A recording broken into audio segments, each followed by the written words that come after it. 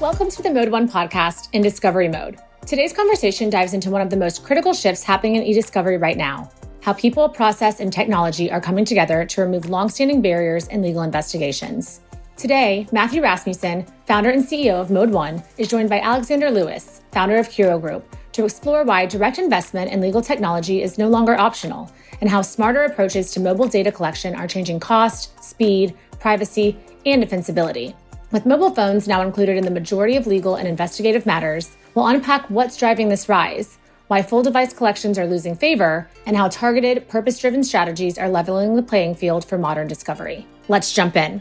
Hi, I'm Alex Lewis. Founded a company called Kuro back in 2016. Crazy to think we're coming up on 10 years. We're a modern data-focused eDiscovery and forensics provider. We've been dealing with short-form messaging since it started showing up in Bloomberg chats 15, 20 years ago, and we didn't know what to do with it. So we've been at this for a long time. Happy to be here with you, Matt. We've had discussions like this in the past, so looking forward to today's. Cool. Talking about some of the philosophies between, some of the direct investments in technology here, I was wondering, we should probably kick off and just kind of hear from your guys' experience and your clients, from the purchase. What are kind of some of the considerations that people should be kind of considering when bringing technology on?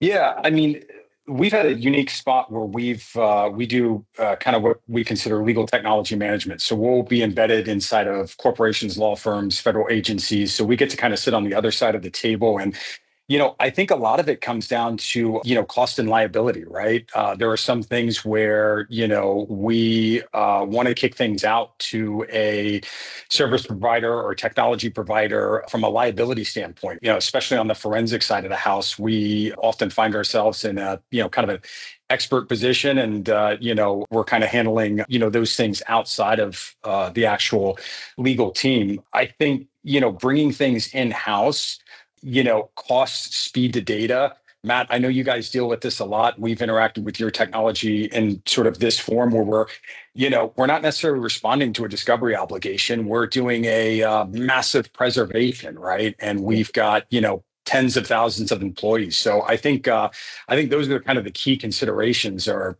speed, cost, liability, and, how quick we need to get to the data.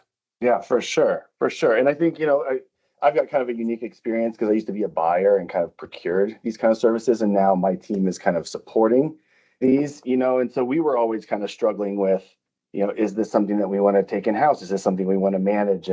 Or do we want to bring on the right experts, right? And so, we're seeing, different changes in the market in that for sure, specifically on the smartphone front, right? We've got financial services clients who have SEC obligations. It's not necessarily a legal hold obligation. They're not, outside counsel's not involved, right? But they have compliance regulations that they need to be adhering to. So, you're talking about an employee pool that's just under this kind of investigative need that are in the triple digits, right? And coming from a buyer's perspective, if I had a project that was going to be 300 phones, that would have taken me 6 months, right? And for these clients to now bring technology on that's really streamlining those things, you can get those done in a matter of weeks, right? So it's pretty cool to see kind of what's out there and the advantages it's kind of providing for those people bringing it in-house for sure.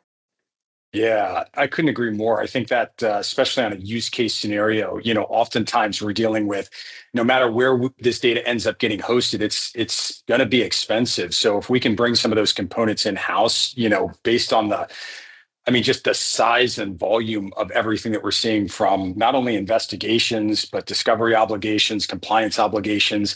When we introduced mobile, social, corporate messaging, things just expanded, it was an order of magnitude, right? I remember when Purview started including Teams messages, right? You probably remember the days, Matt, where Skype was on its own server, on its own island.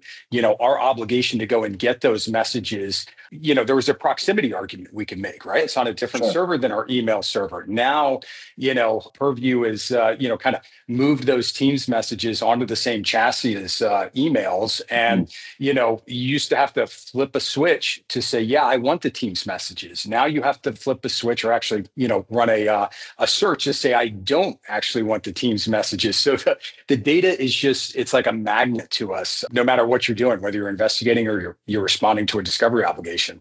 For sure. And I'd love to kind of kind of dive into that a little bit more just on the smartphone front, right? Like I think from my perspective, like I'm seeing a pretty massive rise in how many phones are being kind of included in our investigations. We're seeing about an 80 to 90% rate now of our clients' matters or investigations are now including phones. And like, so I'd love to hear from you what you think are some of those things driving it, right? From our perspective, we're seeing, changes in federal regulation that are happening now. And so these corporations are needing to be paying attention to a data source that used to be negotiated away from, right? And I think there's now a better process, there's better technology in the market that I think is kind of driving that. But we'd love to hear from your guys' kind of lens. What are you seeing the same thing? Where do you think that's coming from? Yeah, I mean, I think it's all of the above. I think we are probably right at that same statistic. It seems like 7 or 8 out of 10, cases that come in, we're getting phones with the laptops and the flash drives and the hard drive. So, I think for your day-to-day litigations, right? Not the ones we hear about in the news, but the day-to-day litigations, you said something that, that hit it right on the head. We were able to negotiate our way out of those. And 3-4 years ago, I feel like, that's exactly what we were doing. Even though we were kind of banging the drums and saying, listen, this isn't, that hard of a data source to deal with. We can normalize it. We can treat it like, I got to quote Kelly Twigger. I think she said something around Thanksgiving on one of her Minerva posts that, we need to treat modern data or mobile data like core ESI, right? Mm-hmm. And no matter how you handle it during the acquisition, before, during, or after the review, ultimately this stuff is going to likely end up getting produced in the same manner that we were producing emails, which was decided now maybe 20, 30 years ago, so and of course there's a lot of case law that's coming out that's kind of, that's a whole different discussion on production specs of this type of data. But I think what's driving that is the meat of what you want is on the mobile phones, on the smartphones. So we're seeing, and even further to that, we're seeing, I think, a pretty big push recently of, not going the traditional forensic route of collecting the four corners of the phone, right? Mm-hmm, because there's a lot of noise there. I think that has its time and place. And there's certainly times where we need all of that information. But for the most part, what we're after, what the regulations are guiding us on, I think in particular, your technology is pushing for, is going for the messages. The short form messaging and all of its flavors are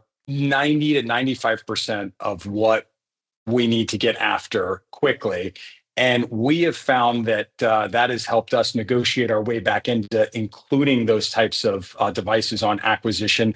So we can actually get to, what we're going to end up finding out, 6 weeks from now, after we image the laptops and everything else, we spend a bunch of money. We're going to find out that, hey, guess what? A lot of this conversation started on Teams or in email, and then they went to their mobile phone. So now we're back doing this in a hurry, what we could have done up front. Yeah, for sure. And obviously the sandbox I play in, I'm seeing a lot of the targeted kind of approach, but I think the other thing that we're seeing is just because of the growth in demand here, one of the things that's been very evident to us is that we need to find a way to scale to that demand. You know what I mean? We used to be talking about 10 or 20 custodians a year. Now we're in the tens of thousands a year. Yeah. And so really needing to bring technology in to target that data, limit what we're grabbing, and kind of automate those processes is key. Yeah. Alex, I loved this discussion. I think we should do a couple more of these. I think we can get into some cool stuff like ephemeral messaging or BYOD policies. So I'd love to kind of kick that around some more. I think this was great.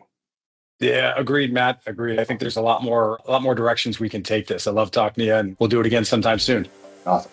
Thank you for joining us for this episode of eDiscovery Mode. Follow us on LinkedIn for updates on new episodes, or visit us online at www.ModeOne.io.